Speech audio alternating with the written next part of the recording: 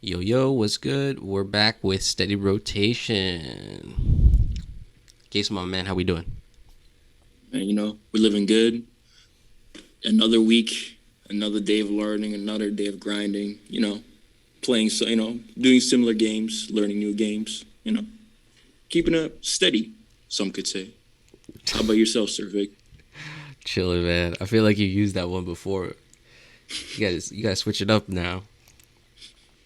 I thought we gotta keep it steady. We gotta figure out some more iterations of the steady. But yeah, I've just been chilling. Um, Luckily, I've been chilling with the new and improved. Well, I don't want to say improved. Actually, I'm gonna hold back on that. Not that I don't think it is improved because of the quality. But that new Faces remastered. How are you feeling about that? So obviously, both you and I and the squad were like extremely excited, right, in anticipation of this happening. They dropped. I want to say it was like Colors and Shapes. It was like the Yeah, that was the first lead one. and single. Yeah. And just listening to that song, which at the time I still had Apple Music, just listen to like the fidelity. I was like, oh my goodness, like this feels like gave life to a pre-existing song that in fact I didn't really care for like that initially when I like first heard Faces. I was kind of all right, cool, like I see what he's doing, but like where are the bars? Which is funny because right after that he goes into Insomnia, which is low-key like one of his like most banger tracks ever. Anyways, Yeah. so again, in anticipation of the album, I actually watched the YouTube like live stream event like about like an hour before the album was gonna drop. He essentially like dropped this mini documentary and then had like essentially the album play for you with all the visualizers, shifting for song by song. I just got to, obviously, so that's how I absorbed the remaster. Watching the documentary is cool. Which is, like it's always nice to see like more behind the scenes footage from your favorite artists, R.I.P. And seeing people talking about how he was just like making music or like like where his mental space was at when he was making arguably his best project, to me at least. But all fluff aside, I personally, off of the first three listens, because I'd run it back a couple of times, can say that as a Mac Miller fan, I am happy with this iteration of Faces. I will not call it a remastered or the definitive edition for reasons that we'll probably discuss into why they chop up the samples like that. But I feel like as a standalone piece of work, it feels diverse enough in its sonical soundscape, primarily due to the improvement of production, or rather improvement of mixing and mastering. And in addition, with the bonus track, I feel like right now as Mac Miller fans, we're eating like it's a good situation. Yeah, we are. We even got the he was featured on Punk, the new album by Young Thugger. Um yeah, I don't know. To me, I'm a bit torn because I feel like there are a lot of casual Mac fans and a lot of fans of Mac Miller who are probably newer, who probably never given Faces a chance because it's never been available on Yeah. streaming services. Um, as you probably recall, the only way that you really got to Faces is either YouTube or DatPiff, and SoundCloud. SoundCloud too, right? True. Um, and then they even like they kind of even cleaned up the album artwork. It looks kind of clean now, but there's something about it. The whole point of where I'm going is like there's just something about the old Faces like that just holds a special place in my heart. And yes, the mixing and mastering, I feel like everything's kind of like boosted to like a level where it's like now that the streaming services are kind of going head to head with lossless audio, the Dolby Atmos. Now things kind of have to like match that, and I think just listening to the remastered version of Faces was pretty quality. But those samples, man, the fact that they cut out all those Bill Murray samples and the Gumbo, I think, the Gumbo, the movie, those tidbits, it just almost feels like what did they do to this track? And it's still like obviously like 90% of it is still there, but the samples really made those tracks, in my opinion. And but that's I'm coming from the standpoint of having listened to Faces when it first dropped, right? Yeah. So I can't be too mad that they couldn't clear the samples because they're from movies, and I imagine like just clearing that whole shit must have cost like so much money, or the production companies probably just didn't want to give it up. And yeah, like I think it's for the culture.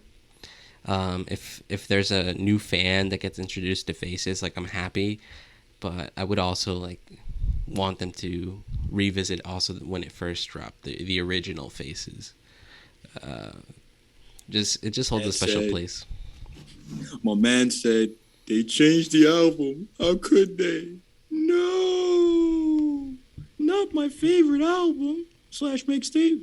No, see, I guess the way I look at it is right. Is we have the original. Like we still have either the YouTube rip or DatPiff rip or SoundCloud or wherever you peddle your mixtapes from back before streaming days.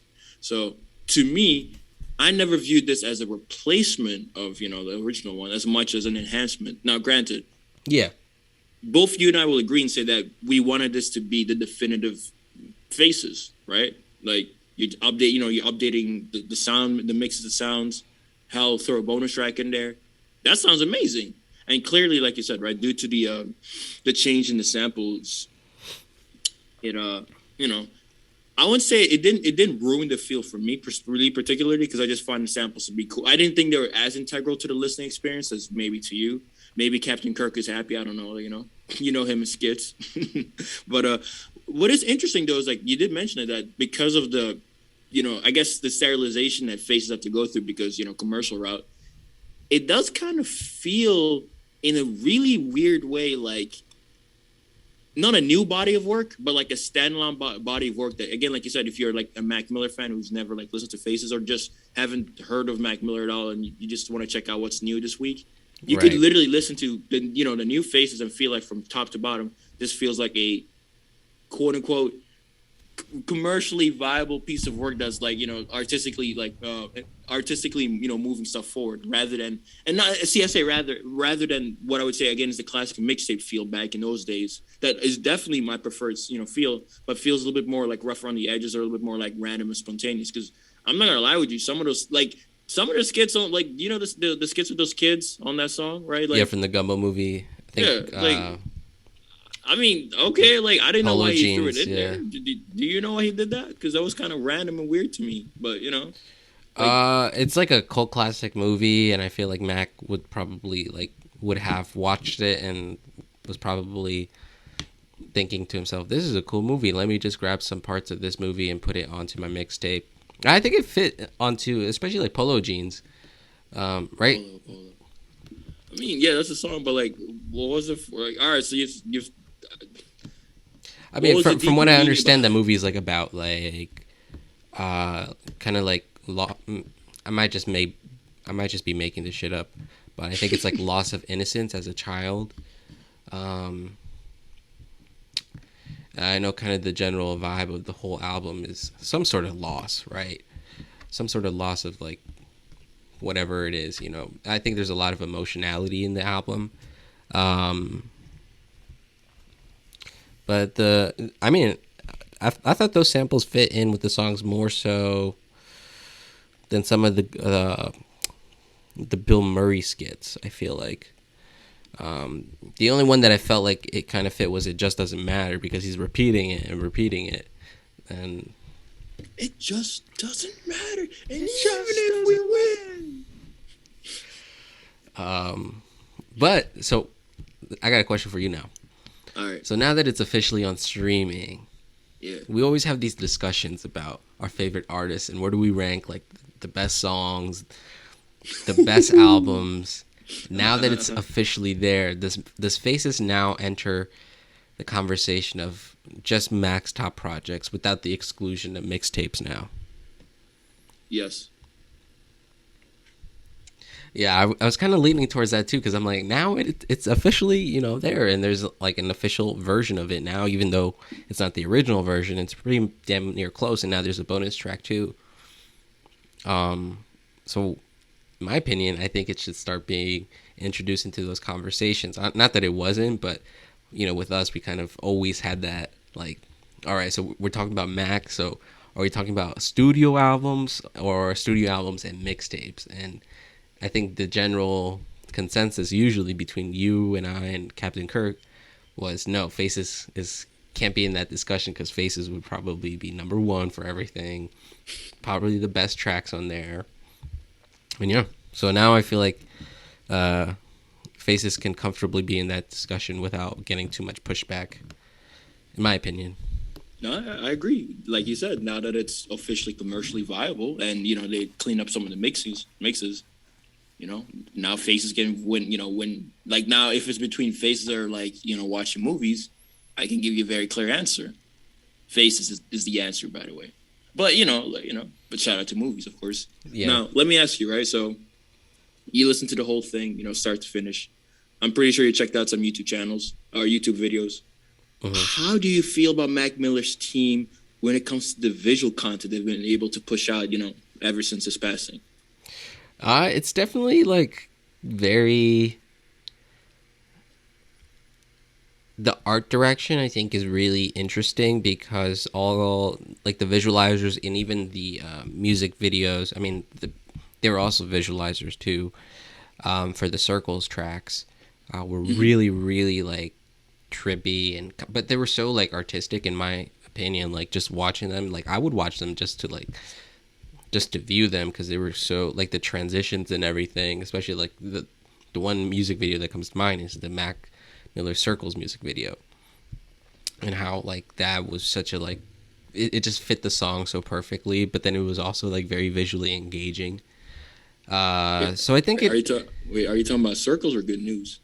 Good News. That's what I meant. Okay, wait. Yeah. Circles got one too, though, right?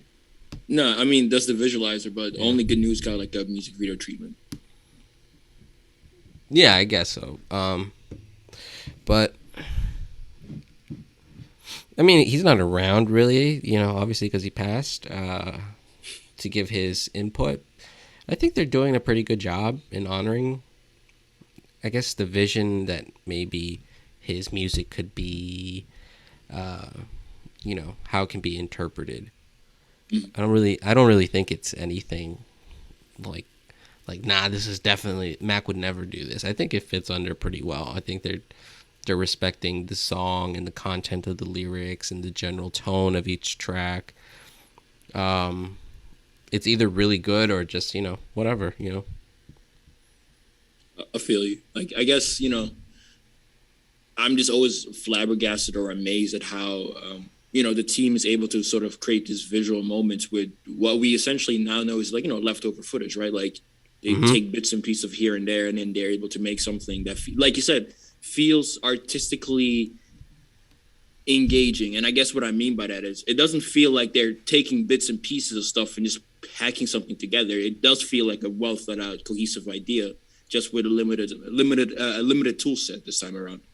And I mean, I like the visuals. They definitely feel like for Faces. I definitely feel that some of them like really like make a lot of sense. Others are a little bit like weird and trippy, but like at least it makes sense within the context of the album.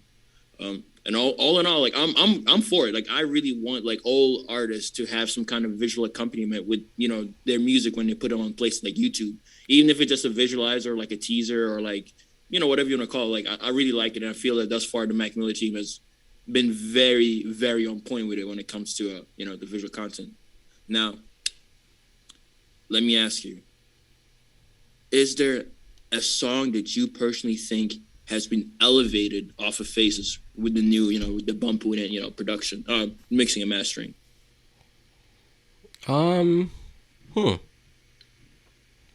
Like like when you just heard it on your Apple Bluetooth music, whatever, like whatever you heard the song off of, the remaster, you're like, damn, this sounds different, or like, yo, this is different because sounds crisper, clearer, maybe like the bass or however spoke to you.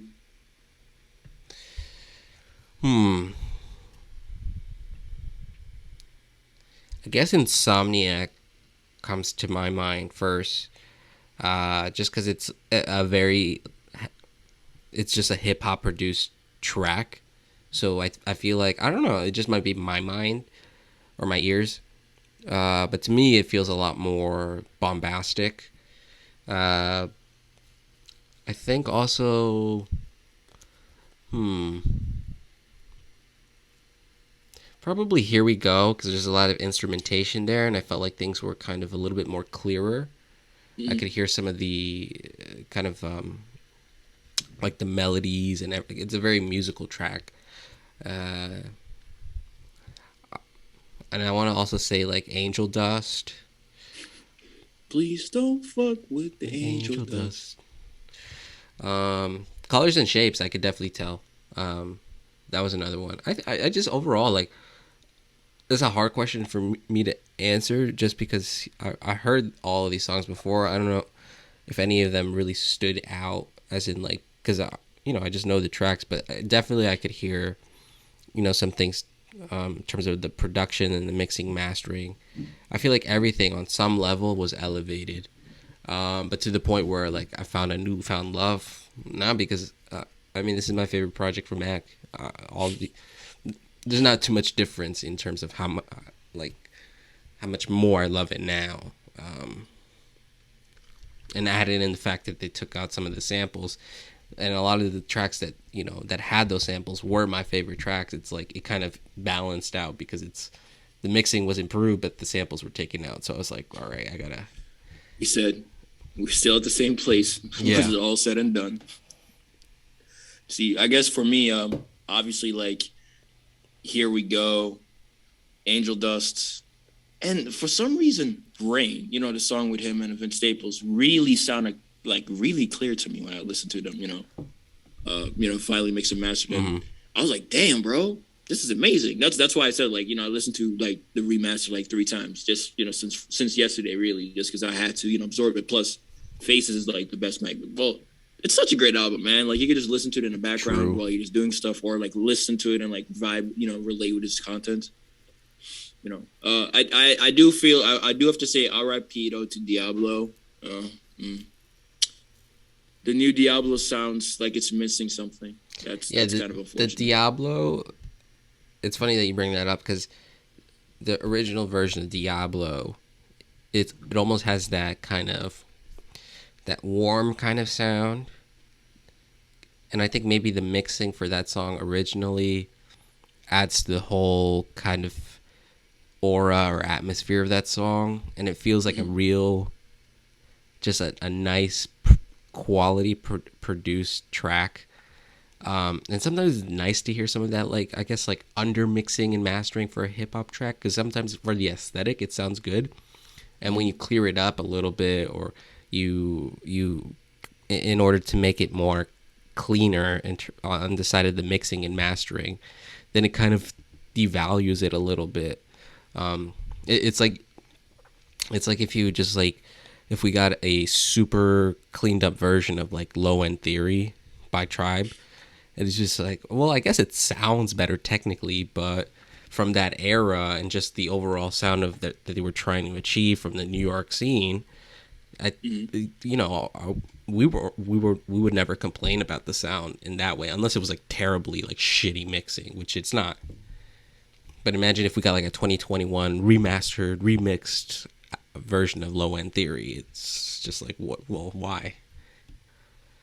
You don't even have to think it like that. Just even think about like the re-releases of like some of the greatest hits from artists like Michael Jackson, or like stuff like that. Like you can definitely hear like, okay, clearly, like I mean whoever's doing the editing they did a good job, but maybe you're tweaking the formula a little too much. Like you said, like I think it's the idea that like obviously within a proper mixing and mastering environment, you want to give everything like a certain level of space. Mm-hmm. That's where you can like hear even though everything still comes together, you can almost separate the different noises. But sometimes when you get a muddier mix where everything kind of comes together, it's kind of like a gumbo stew. Yeah, like, that's what I memeant, muddy. Like the separate elements are maybe like low, on the lower end of quality, but like when it all just comes together, it just works. And I don't know, at least when I'm listening to Diablo, I'm like, it sounds good, but then I just like that's definitely one of those like, damn, like like they didn't ruin the album by any means, but like damn, like I guess I'll just have to go to the original album whenever I want to listen to the album Right. just for that feel. How do you feel about that bonus track? Um, Kind of the similar way that I found the bonus tracks on Circles. I think it just added to the overall sound of the album. I didn't really have anything to say. It was nice to get a new, fresh track on Faces. Definitely, I don't know if it could have fit anywhere else, like on the track list, because I know. I mean, to me, that track list is just it all transitions pretty well. The sequencing is nice. But yeah, Big Cap. yeah.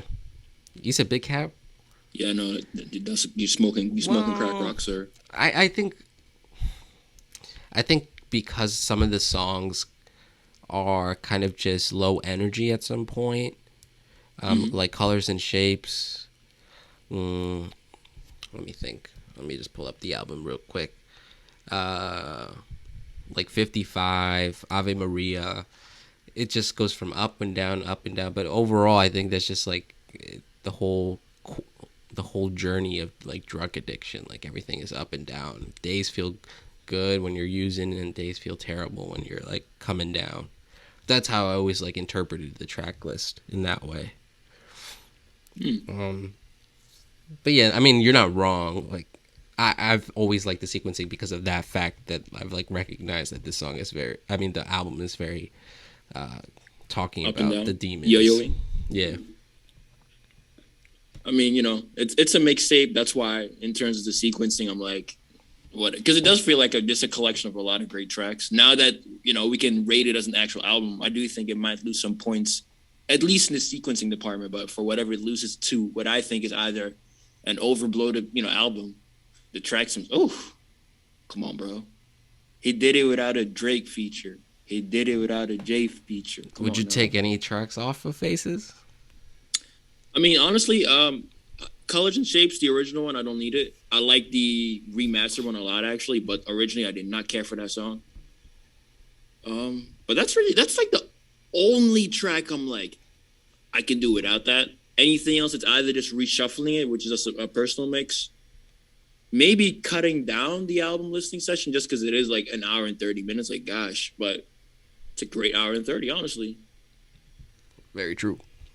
That being said, I guess you know what I would do. Maybe I would, after the grand finale, I would maybe then add like not a bonus track, but then maybe one of the more fun tracks after grand finale, just kind of like as a post credit like track kind of situation.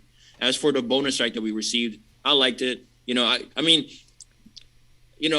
kind of thought he's gonna be rapping, not doing his sing-songy stuff, but he did it really well. It feels like Mac Miller always expressing himself differently musically. It definitely makes a lot of sense in the context of Circles, where it's like, oh yeah, like he was working on that sound already. It has that youthful, rebellious energy. It's something that feels like if I was like in high school or something, like this would be like, oh my god, Mac Miller knows me so well. I did like the amnesia line in the second verse, but it's a good track.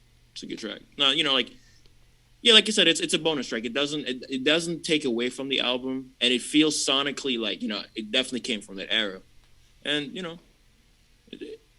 it doesn't take away. I don't think it's like something like it's not a selling point to me per se, but I don't think the bonus track in any shape, way, or form hurts the Faces remastered experience at all. And I guess to wrap up my thoughts on it, I'm happy. First, obviously, more Mac content. I'm always here for it. I'm happy that we received the mixing and mastering. Some songs I think are amazing. Have definitely been improved. Some songs I feel like have been muddied a bit. But since we still have the original out there on the YouTube, SoundClouds, or whatever, this is just more content. I'm happy that we can now actually have a discussion about Faces in terms of an album, since it's now officially available like regular albums. A lot of y'all favorite artists are gonna drop something that's not comparable to Faces, but that's a different story. And I'm sure at some point, probably like next 2 or 3 weeks, we're gonna have some kind of Mac fan who's gonna like mix and master, like mash the original one to the new one together. So they'll like take the audio files from the the new one and then just reintroduce the skits and just like release that on YouTube or whatever. And then we'll have the best of both worlds. It'll happen, I'm sure. We'll see. I'm just glad it was just one bonus track too. Uh, like with the fact that it's already an hour and a half. Like I'm happy they didn't just throw like 5 in there just to like get those numbers up for streaming or something. I would have personally wanted two, but I do agree that I'm happy they didn't just decided to like ransack the vault or anything. Yeah, It clearly felt like the song was picked for a reason. In terms of like the aesthetics that Faces has, and again, shout out to the Mac Miller team for that. They really are, in my opinion, making sure that the man's musical legacy is being preserved in a respectful manner. Do you think they'll ever throw in like a whole new album or EP? So I mean, obviously, as a Mac fiend, I want that. You know what could end up happening is, I think what is viably realistic is that they might release one of like Mac Miller's like was it shelved albums, if you want to call it that. Like here. To me, I think the idea or concept of them trying to like make something from scratch is probably not going to happen, just because so far it seems that they don't want to mess around too much with the legacy. The only reason we got Circles is because it was already, on its way, and the guy he was working with, I forget his name, but the music guy, the movie music guy, yeah, sure, that's his name.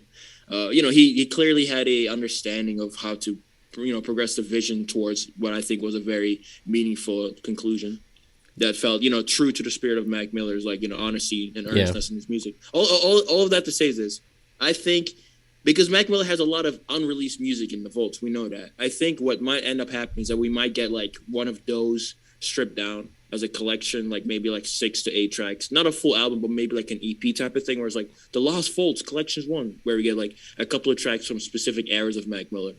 That's what I'm personally. That's what I see like realistically happening, considering that like Warner is still in the mix, and I think that Mac Miller's like big enough for them where they kind of would like to maintain some, like they would maybe want to re-engage the fan base in order to maintain their margins. I could also see them doing like just some of those just those Lucy's on YouTube and putting them on streaming, like Inertia. If they could just throw it onto Apple Music, I would be cool with that. We're gonna have to see, man. But shout out to Mac Miller. Shout out to Young Thug. That Mac Miller verse was nice. Felt very fitting, because I didn't expect both of them to be on there. Yeah.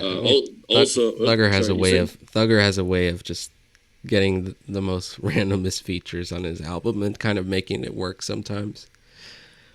Hey man, he's a snake. You know what it is? Like, he's Slytherin, bro. He's slime. Also, shout out to Mac Miller and Ty Dolla $ign. They had a track that came out like a little bit, like about like 2 or 3 months ago. Phenomenal song, man. Like, if you're a Mac Miller fan, please listen to that song, please. You know the song. I've definitely told you about it like 2 or 3 different times already. I'm pretty sure. I just don't remember it. What you mean, bro? Here, the name of the track, what I'm talking about, is I Believed. Ty Dolla $ign featuring Mac Miller. It's a great song. I gotta give it a spin again. Hey, man. But, outside of Faces, any music that dropped this weekend or this Friday that, you were excited about? Definitely Punk, the new Thugger track. And then also, what's her name? Remy Wolf.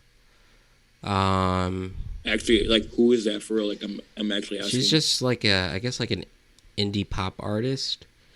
I just randomly saw it on like my on my browse as something that dropped, and I just clicked it because it had a cool art album cover. Mm-hmm. And yeah, I thought it was there's some tracks on there that I didn't like, but there's some there's this one track, Volcano, is just a very like, it's like synth wave, like kind of it's just a whole bop. And then I'm still listening to the new James Blake. The SZA feature on there is fire. The Jid feature, oof. And yeah, that's really it for new music that dropped. I feel like I listened to something else, but yeah, that was about it. I got you. Hey man, but you know what artists are like on the low. I'd be like, listening to like on and off though. Like someone who like I low key never thought I'd like be a fan of his like actual music. No. Rich Brian, you ever heard of him? Oh, true. Hey man, we gotta talk about the 88 Rising, like their movement, man. Like they really did something over there. They really are building over there. It's crazy. Yeah. Like what's your introduction with 88? Definitely Datstick. You know, back when Rich Brian was, Rich, the other name that he had. Yeah. Racially insensitive name. Yeah, Datstick, and then everyone was reacting to it, and how deep his voice was. Higher Brothers, because I feel like that kind of followed after in terms of those reaction videos as well, and Snorlax was going in. Definitely, Chinese Michael Jackson, bro. Yeah, I've definitely just kind of given Joji somewhat of a chance, but I'm not definitely. I wouldn't consider myself a Joji fan. Yeah, definitely going back to like what was like 2017. Oh, also Keith Ape. I forgot he's on there too. Yeah. But yeah, that was really what 2017, 2016. And yeah, that's pretty much it. I just know that they kind of did their thing and kind of introducing hip hop into the Asian scene. Rich Brian was from Indonesia and kind of picked up rapping as kind of a hobby because he was into rap at that time when he was a young teenager, and then his career flourished. Most of us are. Yeah. It's interesting because I know Higher Brothers, they're in China, and I think there was like something like about a year or two ago where the Chinese government had like some sort of ban on hip hop music or rap. So I haven't really kept up with Higher Brothers. So I wonder how they're kind of doing over there and how that's maybe like impacted like the growth of hip hop on in Asia in that way. That's a good question. So shout out to Keith Ape. My introduction to 88 is actually like back in 2015, 2016. Because actually, that's even before they were called 88. That's like back when they were called Cash Only, anyways. So I just randomly saw this video of like Keith Ape doing Ichima. Remember like Underwater Squad? Like that was a great song. But like, I actually didn't see the original. I just had Underwater Squad. Yeah, man. That song is that's something else. Like that just. See, whenever I listen to that song, I understand why people say I just need mosh energy. Like when sometimes like how some artists just create mosh music, and you're like, I don't get it. Mm-hmm. Keith Ape does that for me. Like it's beautiful. But yeah, so I was introduced again by the Ichima or Underwater Squad remix video on Complex. Actually, the one where you had ASAP Ferg, Waka Flocka, and Dumbfounded on there. Oh, and Father. Father was on there too. Yeah.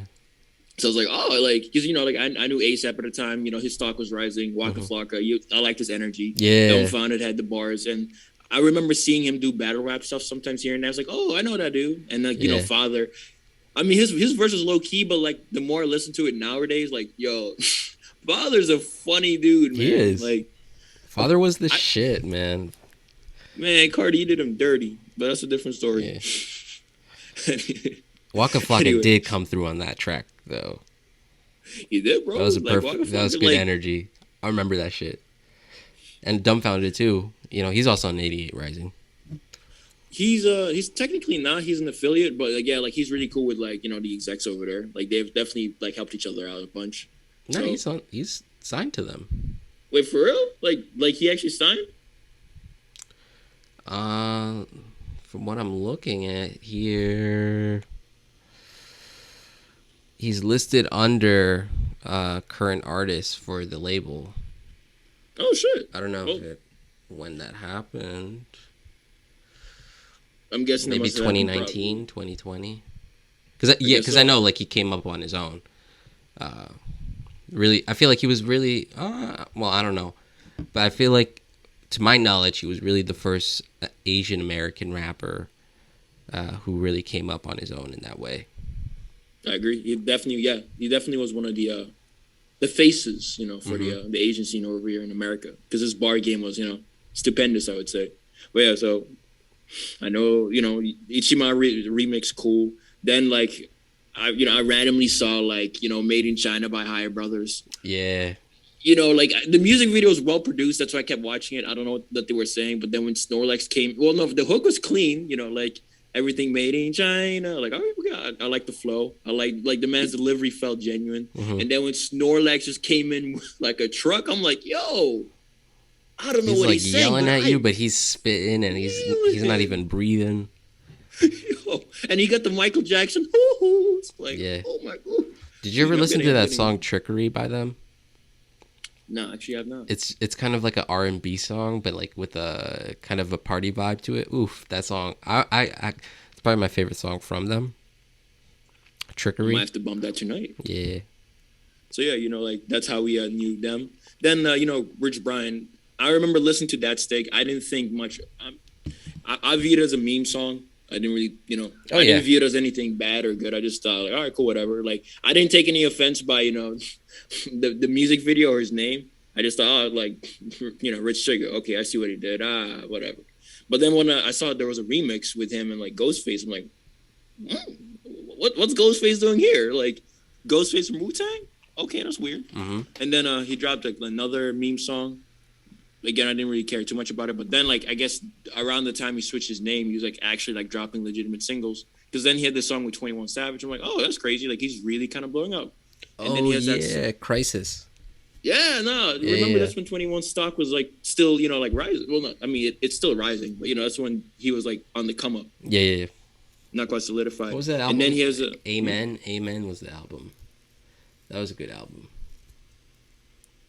Amen and No Warning. Yeah. Woo. And then the song with Offset, that was a good one too. I agree, man. Yeah. No, man, 21 Savage really, really consistently leveled up. Because I just thought it was going to be like a one-hit wonder, to be honest with you. But, True. We got to see it. So then, Rich Brian's dropping singles here and there. I'm checking them out. Not really feeling them. But what the first song I heard of his that I really was like, hey, this guy might have something. It was a Glow Like That. A Glow. And, hold on. Let me get the specific name. Na, glow like that. Yeah, exactly. Yeah, you actually said it. Yeah, you actually said it. I'll be on my Mac DeMarco shit. Yes, exactly. Yeah, I was like, hold up. This feels like, all right, cool. That was a good song. That was quality. So then I checked out his album, right? Amen. And I'll be honest with you, it felt like a first album effort. And like in the most honest way possible, right? Like it feels like a collection of tracks, some which I really liked, some that I thought were kind of like whatever. And it definitely felt more like mid or forgettable, but there were songs on there that I really liked. There's the song that he actually has with Offset, which man, do you remember when Amigos verse would get you excited? Yeah.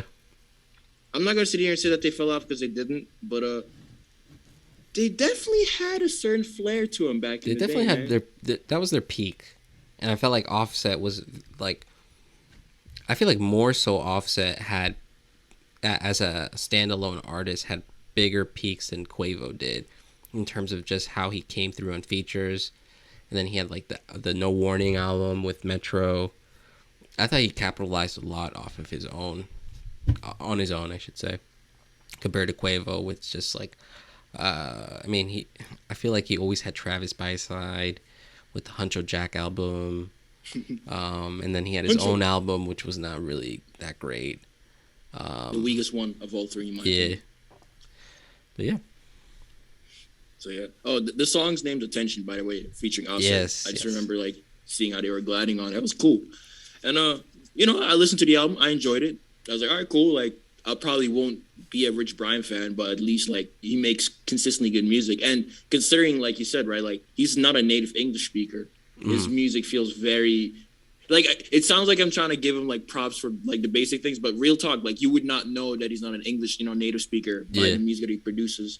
And I'd say that even his writing feels a little bit more wittier than, again, native borns. But then he dropped his second album, The Sailor. This was back in 2019. I remember because I was chilling in Kenya with the family at the time, and I'll never forget. I'll never forget because I was on this bus ride going to my grandma's farm. I was on there for like 3-4 hours. You can probably relate, right? When you have to like just take a long ass bus to a remote rural area. All the time. And on there. All the time. Yeah. And so I remember I was being stupid and I only like downloaded like 2 albums on that trip. One was The Big Day by Chance the Rapper, which at the time I had yet to listen to it. And the second one was The Sailor. I listened to The Big Day on the road trip. I was like, all right, that's cool. I didn't hate it. I didn't, I personally thought the album was fine. Like a lot of Love My Wife bars on there, but overall, like, it was cool. But it wasn't the Chance I was looking for, so I just said, all right, let me play The Sailor. And then, one thing that I noticed is like, okay, like, damn, this man actually knows how to sing. Like, he's singing, like, for real. And then, like, there's some songs on there that I was kind of like, whatever on there. They're cool, they're fine. But the first song that really grabbed my attention was, like, Yellow. Man, oh man. I was like, hold up, this kid really might be like something special. And then he had, songs like Kids, which I definitely feel like is a very, like, it's an important song for him because it's like the song where he's talking about him, like being like a rap influence for the Indonesian kids, back at home, to be an influence for, the rap heads. And then, songs like No Worries, 80 Degrees, and, Curious, or Where Did the Time Go? These are songs that cemented Rich Brian as a guy for me to consistently keep an eye on. And ever since then, I've just been like checking out his albums. I checked out his 1999 yeah. EP. Yeah, I checked that one too. I like that one. It was cool. It was a cool collection of songs. And now like the most recent single he dropped of his, specifically Sydney, which I think is an absolute banger. Everybody go listen to Sydney by Rich Brian. It's a great song. It just gives you the right party vibes. Joji's a guy who, switching gears to like one of the other guys that I remember from 88. Joji's a guy who, obviously we know him as Filthy Frank. I never really watched Filthy Frank videos like that because I find them to be a little extra. Cringe. I mean, I didn't either for that reason. I would just be honest. It was very extra. I don't know. Like the one thing I like the Harlem Shake. That was cool. And I actually did like Pink Eye. I did like Pink Eye because like I would sometimes catch him like randomly rap when he's in the Pink Eye suit, and that's how I kind of knew that he would rap. I remember randomly one time listening to a Pink Guy like album unironically, but then realizing, it's kind of funny though. Like it gave me like Odd Future vibes in a way. Like the first volume. I think the first album is better than the second. But, he dropped all that stuff to be, Joji, the musical artist. I remember checking out, his earlier works. You got his Tongues EP, which, when you like listen to an album and the album came at the right, perfect time in your life, like you can recognize it's not like out of this world music, but just for like what you needed out of music at that time. Tongues was that definitely for me. It was like I listened to it during like like winter, like spring semester when it was like cold and wintry and dungeony, and you're just like stuck indoors all day because you're not trying to go outside. True. And just like the vibe and mood that album created was like something I really could relate to. And like it's like a soundtrack to certain time in my life which I can relate to and appreciate. He did drop more music. I'm on and off with him because obviously he's more into the R&B sphere and he makes very moody music, which is which is cool. I definitely think he does it really well, but I'm a little bit past that phase in my life where I need all the moodiness right now. So I'm like, I'm chilling, but shout out to him. I know that he dropped this album. What was it, like Nectar, like this year or last year? And he ended up selling like 90K first week, which is an amazing feat, So, those are like a quick mentions of the 88 gang. Higher Brothers, I checked out the music video, Made in China. I checked out their Black Cap EP or album, whatever you want to call it. I like that. Then they dropped some music with Ski Mask and Slum God because they actually were really cool with like the SoundCloud dudes. It was kind of like funny, like for whatever reason, like Ski and Triple X and like those guys from that end like really worked a lot with Higher Brothers. In fact, there's the song One Punch Man on the second album that they dropped. Oh yeah, I remember that like, one. Where you got Ski and Denzel Curry, rapping with Higher Brothers, and I'm like, what? Like, that's kind of a banger too, bro. That song is an absolute banger. Ski coming in with a some people, I mean, it's a reused verse, but like a phenomenal verse regardless. Denzel Curry's verse was crazy, and even like and even the High Brothers, like there's one dude, I forget his name. It's not PSI or Snorlax. It's the it's not the main guy, and it's not PSI Snorlax. It's the other one. But like he said something like, "You are as weak as cold food," and just when I heard that, I was like, bro. I just had to laugh because that's so real. Like, yo, you sometimes people are weak as cold food. Like nobody wants that. So shout out to them. Right now, they're taking a more commercial sounding approach. Like they're definitely moving away from the hard rap stuff to more like R&B stuff, which I guess is commercially more viable. I'm pretty sure it's more viable, commercially more viable over in China. I don't know if the change happened because, like you mentioned, like the Chinese mandates has kind of like to have the Chinese mandates are a little more strict with hip hop music over there, or if they just wanted to artistically go in that direction. But it's cool. I listened to Snorlax's solo album. Mr. Enjoy the Money. Definitely has some boppers on there. Close the door. That is like a song that I don't even know what he's saying, but I just feel him. Like I could Snorlax is the ability to touch my heart, even though I don't know what the fuck he's saying. It's a beautiful thing, man. And I also just want to give a quick shout out to their collective, the collective EP, like the 88 Rising tapes. Do you remember that single Midsummer Madness by any chance? Yeah, I think that's like everyone's one of their biggest songs for those all involved. Probably except for Joji. Yeah, I'd say I'm pretty sure. Like, it was just a big collaborative song, and I know it just got very popular, and it was a good song too. It was a great song. So yeah, like I just like, again, it's called Head in the Clouds. That's like the name of the collaborative tape. I like the first one a lot. There's definitely songs on there that I still listen to, just like actually just like enjoy. You have Head in the Clouds too. That took a more R&B or poppy approach. Very good music. I like the 3000 remixes a lot personally, and I also just wanted to give a quick shout out to them for working on the soundtrack for the excuse me, I'm not trying to butcher the names. Shang-Chi.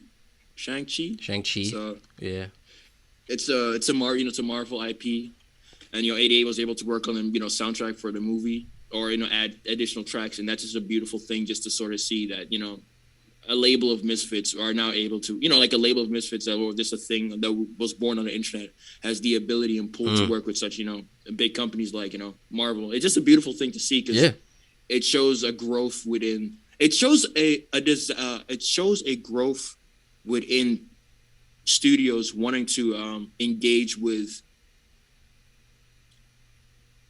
artists or want to engage with the people who they're trying to market towards, because they didn't have to reach out towards an Asian centric label like 88. They could have taken a more commercially viable approach or route, but by giving these guys on 88 a chance to stab out give a crack on these tracks, I think that's just like a beautiful thing. Yeah, I mean, well, they kind of. To me, they kind of had to, because imagine if they just got like, I don't know, like Post Malone and like Kid Laroi, and then like I don't know, like Snoop Dogg to make tracks for a movie with just actors who are majorly Asian and is an Asian like based kind of like Marvel movie. So they made the right decision in contacting 88. They made the right decision, but feel me, like there used to be a time when that's not even a discussion. Like there's been a lot of whitewashing, Yeah. So I'm just happy to see that they are now, willing to listen and like actually give these, guys like a fair shake. And even just to build on that, it's like the fact that they can have a roster like 88 Rising, and a movie studio like Marvel can kind of reach out to them and have quality music, where they could have, if 88 Rising didn't exist, they could have like probably reached out to some other Asian artists, and it wouldn't have been like as good maybe, or it might have not just it might have been too commercial. I mean, it is a commercial obviously because it is a soundtrack to a huge movie, but the fact that 88 Rising exists kind of speaks to the whole globalization of rap and hip hop, and now it's kind of entering the mainstream everywhere now. So it's kind of awesome to see. I agree with you. Let me ask you. Do you think that hip hop's adaptability across the nations is primarily in due to the fact that the not the skill level, but the entry point to hip hop is relatively accessible to like most people. Yeah, I would say to a certain degree, but I mean, sometimes I'll go on Instagram and sometimes there'll some random post will come up in my explore page and it'll be some French dude rapping to a drill beat or someone from like Nigeria rapping to it's always what's ever kind of hot. An artist from outside of the US can capitalize on that sound and it's whatever. I don't really care cuz most of the time I don't even know what they're saying on the tracks. And it's kind of They don't have the Snorlash factor. You can't feel them. yeah.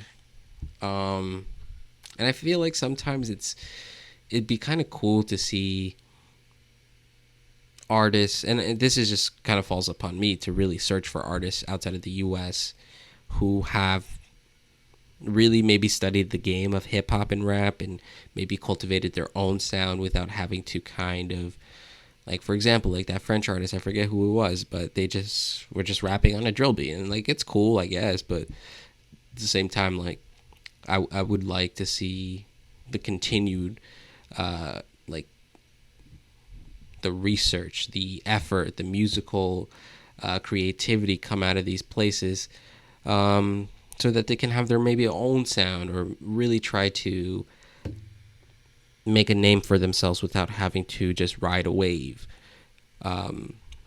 Which I feel like sometimes a lot of the Latin artists now, they've kind of integrated a lot of the trap hip hop sounds into the reggaeton, and just overall like just Latin music, which is awesome to see, like from guys like Bad Bunny, J Balvin, El Alfa. El Alfa is like hardcore rapper, but he's funny as fuck. Uh, and then you got the good old UK with their whole grime scene there too. That's their own entity, and that's what I would like to see. Another region or another country really start working towards is how can you have a whole thing separate from hip hop, which the UK has done with grime, and really cultivate their own sound and have artists who really work in that sound or in that newfound genre that's similar to hip hop or is broken off of hip hop, where you can have huge artists like Stormzy or Dave or Skepta, Skippy. who are like headlining festivals over there on the festival circuit in Europe, and then they come over here and they're pretty big names as well. These are things to really consider. I definitely agree with you. One, as a guy who speaks more than one language, sometimes I'll, like you said, check their YouTube pages or Instagram Explorer page, and just see like artists, make music, obviously make music in their native tongues, and it's like again, like 7 out of 10 times, I'd say like it's obviously like the music that actually feels like musically inclined, not just someone who decides to pick up a mic and rhyme words, but someone who seems to kind of be put thought into what they're saying. Mm-hmm. Seven, eight out of 10 times, it just kind of feels like their rendition on what is currently the thing within the Americas. And like obviously I get it, right? Because people emulate what's a working formula, of course. And there's also this envy about wanting to be like Americans that most other countries have. Like I'm not saying that like Europeans or like Africans or Asians want to be like America, but there's due to imperialism and yada yada yada yada means there definitely is like a certain standard. Like there's like the American standard and then us, if you know what I mean. It's like weird. So, but so again, I get why people would want to reproduce what already works, but one thing that to me again like excites me about hip hop is like the fact that you can use pre-existing the pre-existing tools to make something from scratch, right? Using chopping up samples, chopping up loops, yada yada means and using that to create something fresher from scratch. So sometimes I wish that artists from different nations or different countries would maybe like embrace their like native sonics more, like this like the musical instruments that are like native to that region, or that like native to that region would be incorporated into the production style. So even if like let's say even if you're flowing on it like it's a trap beat, because I mean, ultimately, every flow has been done underneath the sun. I know Kendrick, we're waiting for new flows, but I don't think you got them. I just think you're able to do it because of the hype.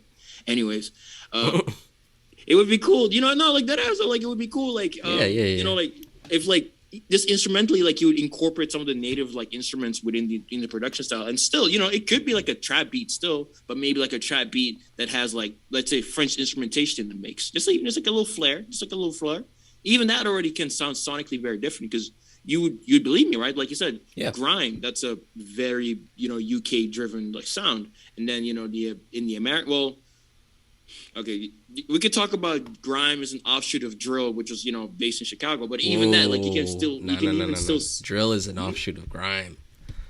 Uh, I'm not gonna say which started which, but we'll say that there's similarities between both sonicapes, but they still feel distinctive enough that you can say that they can exist simultaneously without one being called a copy per se. And I just wish that more artists out of America would decide to use what they have accessible in their local tools to like produce music rather than try to replicate what is popular, because it just makes everything sound mundane.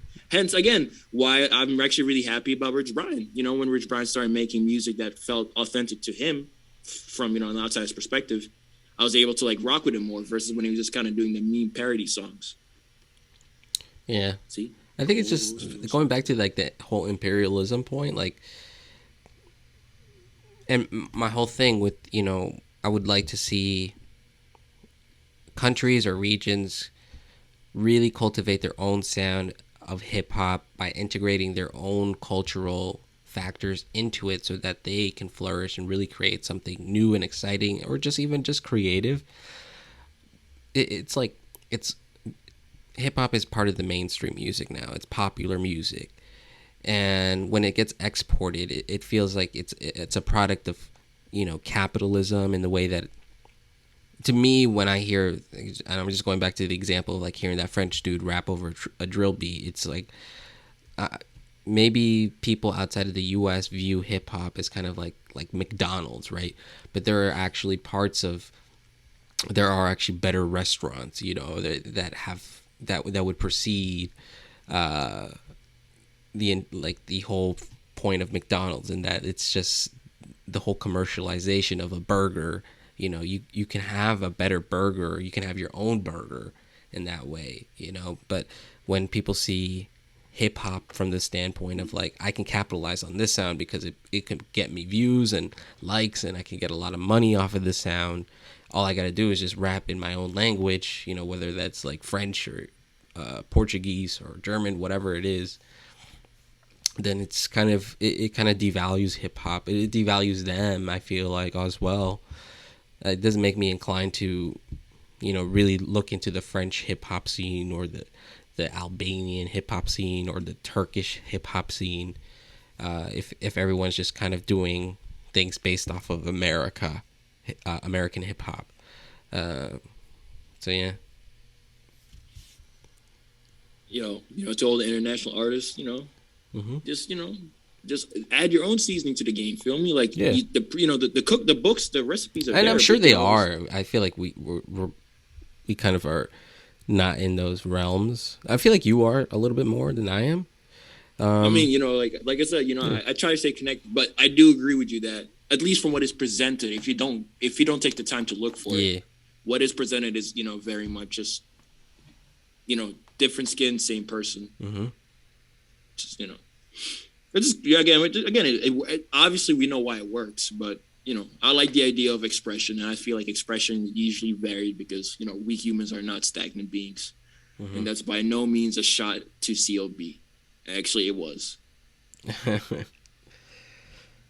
But it'd be cool, like, I think sonically, like just for example, like if someone in Sweden, fucking, what's his name, Young Lean. Young Lean, man, that's a good example. He came up on his own. I mean, he rapped in English, would help, I think, a lot. But he was part of that whole SoundCloud era too. He's probably one of the individuals who kind of skyrocketed that whole scene.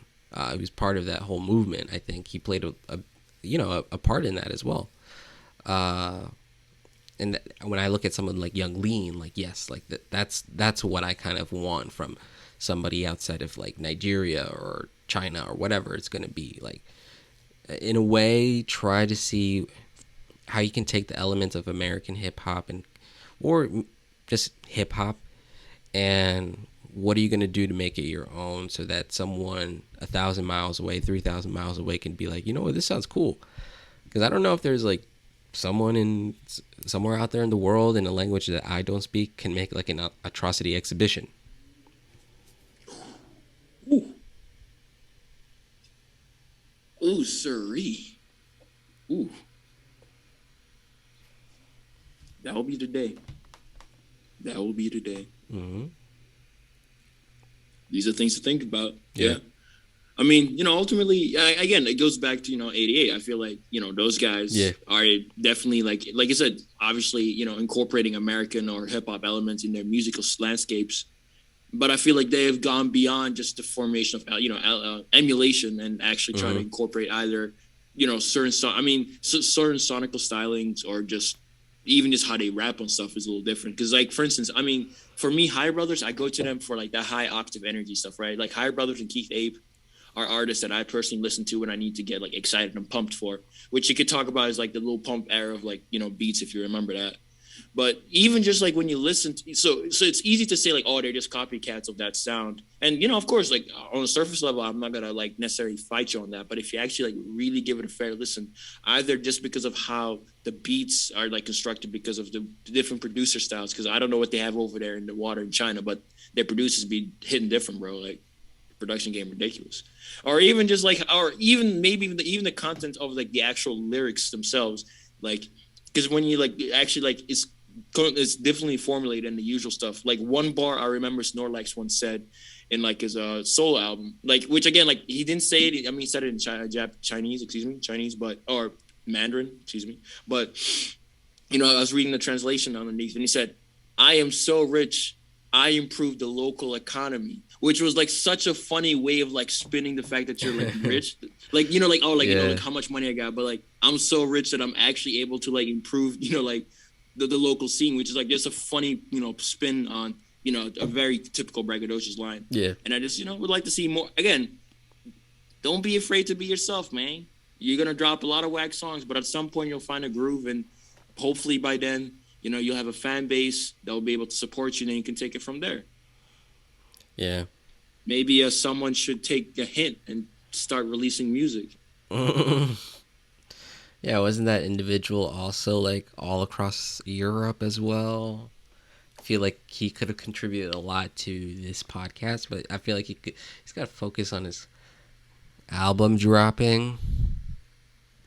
Hey man, if he drops it, like, we will love to have the first interview so we can say we interviewed him first. True. Yeah, we gotta do a album release episode. But yeah, to me, like where the UK scene has gone from where it started to where it is now, where you have artists like Slow Tie and Little Sims who are not really like pure grime artists. They've incorporated a lot of things from their hometowns, and also some things from hip hop and grime, and then just regular pop music.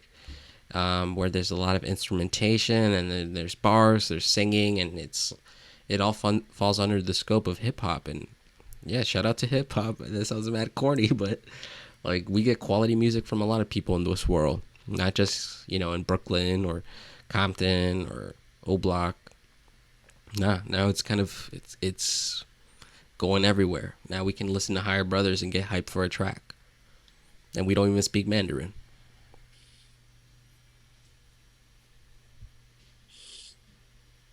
It's a beautiful time, man. Would you have ever guessed that like it's a little musical experiment that happened in DJ Kool Herc's basement party or like apartment or block party would transform into this Ijima worldly phenomenon?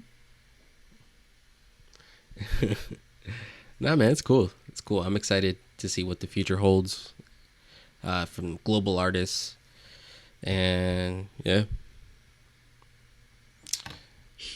But All I gotta say is this, man. Kendrick, please drop your album, please. 2022, I'm calling it. It's probably gonna be like April 20, like March or April. April or March. It's gonna be 9 tracks, and they're just all gonna be top of the morning. This what God feel like. Part 2. Give me that bitch. But sir, we are not the Waynes. We are not the Wayans. He's Baby Keem. Hey man, I'm still listening to Melodic Blue. It's cool. Yeah, you know, it's a good album. It's a really good first like official introduction. I still like Bad Habits, but you know, shout out to Keem. I'm definitely looking forward to see if we'll get some Keem production on Kendrick's latest album. I doubt we'll get a verse, but maybe like vocals or like I said, his production. People forget he's a nice producer. True. But hey man, we chopped it up for a little bit. Kept it on the low, kept it mellow, spoke about some 88 Rising. Shout out to them. Check out, Heads in the Clouds. This is free promotion, by the way. We're not paid to do this. In fact, they should though, but we gotta do our dues. Shout out to the Mac Miller team for dropping Faces. RIP to the samples. Low-key, I wish that, they could have been maintained, but like you said, maybe I don't even think it's a money thing as much as the rights holder just didn't want to comply. Which, at that point, what do you do? But shout out to y'all for dropping it. The visualizers are really dope as always. I hope everybody's gonna have a good weekend. Stay safe. Hydrate yourself. Maybe not. Do you got any closing words, Vic? Just keep living, keep bumping music. For all those that keep listening to us, shout out to y'all. We'll keep dropping episodes. Just keep us in the loop. Make sure to let us know what you liked about the episodes, and I'm gonna tell you why I think you're wrong. And yeah, my boy said keeping it steady without keeping it steady. We'll figure out a code word. We'll figure out a code word. All right, this is Steady Rotation. Case my man, we out. You.